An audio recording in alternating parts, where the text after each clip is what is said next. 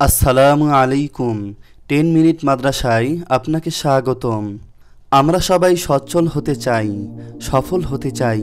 তা হতে গিয়ে আমরা নিজেকেই হারিয়ে ফেলি।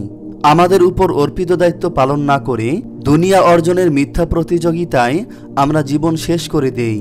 অথচ মহান আল্লাহ বলেন, আমি জিন ও মানুষকে কেবল এজন্যই সৃষ্টি করেছি যে তারা কেবল আমার ইবাদত করবে।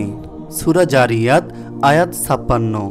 জীবনের পাগলা ঘোড়া আমাদের নিয়ন্ত্রণের বাইরে চলে যাওয়ার অন্যতম কারণ হলো আমরা আল্লাহর দেয়া নির্দেশনা ভুলে গিয়ে নিজেদের মতো করে সফল হতে চাই।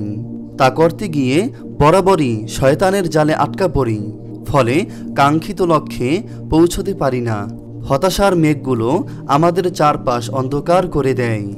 এর থেকে উত্তরণের পথ আল্লাহর কাছে ফিরে আসা, তার ইবাদতে মগ্ন হয়ে যাওয়া, কারণ তিনি ছাড়া আর কেউ হতাশা দূর করতে পারবে না, সফলতা এনে দিতে পারবে না।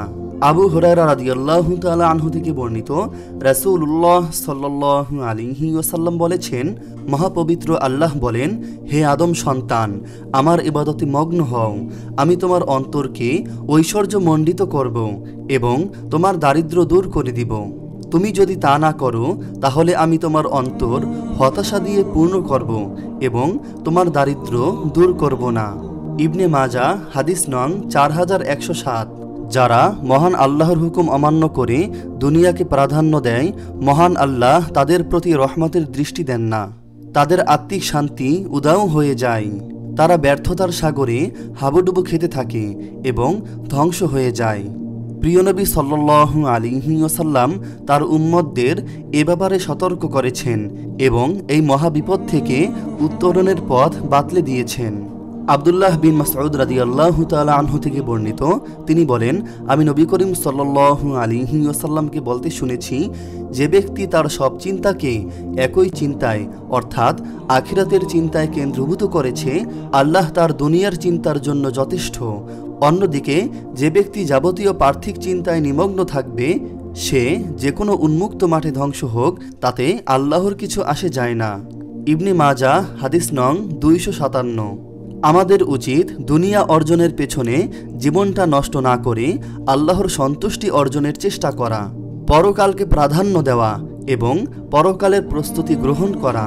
তবেই আমাদের সব হতাশা দূর হয়ে যাবে, আল্লাহ আমাদের দায়িত্ব গ্রহণ করবেন, ফলে আমাদের জীবনে স্থিরতা ফিরে আসবে এবং উভয় জাহানের সফলতা অর্জন হবে।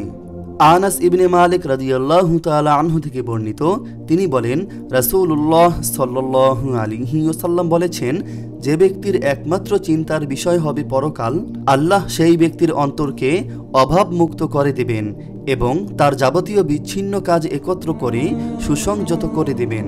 তখন তার কাছে দুনিয়াটা নগণ্য হয়ে দেখা দেবে। আর যে ব্যক্তির একমাত্র চিন্তার বিষয় হবে দুনিয়া, আল্লাহ তাআলা সেই ব্যক্তির গরিবী ও অভাব অনটন দুই চোখের সামনে লাগিয়ে রাখবেন এবং তার কাজগুলো এলোমেলো ও বিচ্ছিন্ন করে দেবেন।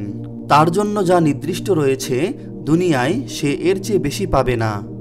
মহান আল্লাহ আমাদের সবাইকে হেদায়েত দান করুক। দুনিয়ার মরীচিকার মোহ ত্যাগ করে পরকালকে প্রাধান্য দেওয়ার তৌফিক দান করুক, আমিন।